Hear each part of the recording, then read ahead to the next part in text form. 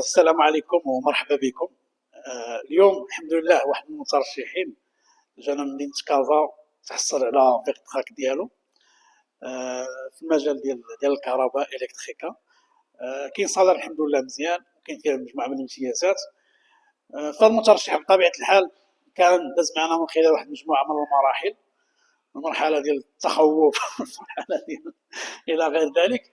فأنا دابا حاليا غنسولو سؤال، يعني كيفاش جا السيرفيس من أول نهار قبل ما أنه يعني يتأونجاجا معنا مثلا ويدوز فوق التيرون ديالو لدابا حاليا، يعني هو كيفاش الشعور ديالو الإحساس ديالو. أنا عارف بأن كلشي تقلب ليه 100%، ولكن بغيتو هو يعبر، يعني هو يقول نسمعها منه هو. مرحبا بك خويا سي محمد، الله يبارك فيك. شرفتينا خويا في السنتر، ومرحبا بك ونهار كبير هذا، ومبروك عليك الفيغ تراك ديالك، والله يكمل لك بالخير ان شاء الله، والله يوفقك في كل ما فيه خير. الله يبارك فيك. المهم، كيف قلتي راه كان في الاول تخوف من هذا الشيء هذا، كانت عندي شي تجارب فاشله مع شي سونطرات بحال هكا.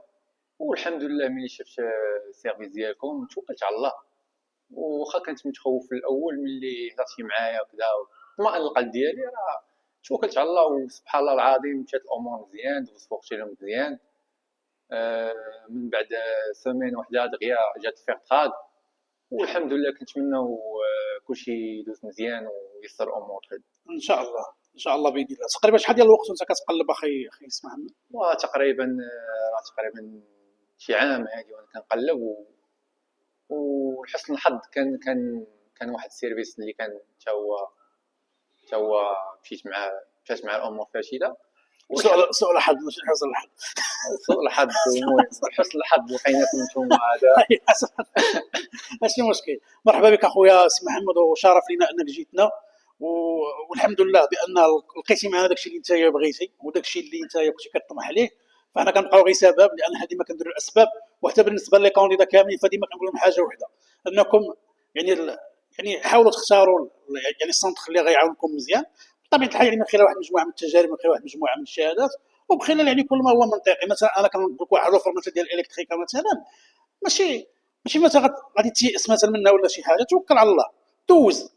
تقبلتي ملي جات لوفر ديالك شي كيتي عليها مزيان، يعني باج قلبتي على لوفر مزيان، شتي صالير ديالك، شي الشركه اللي غتخدم فيها، شي المسائل ديالك كامله. يعني هنا الانسان راه ما كيوقع الا وكيطمئن، الا كتبان لي ان الامور ديالو مزيانه.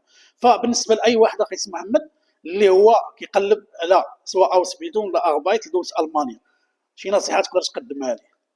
النصيحه اول حاجه يتوكل على الله ويقرا اللغه هي الاولى، ويكون عنده شويه لي ستاج كذا هادي باش ان شاء الله المشغل باش يعمل الدوسي ديالو يكون الدوسي ديالك مزيان وكذا.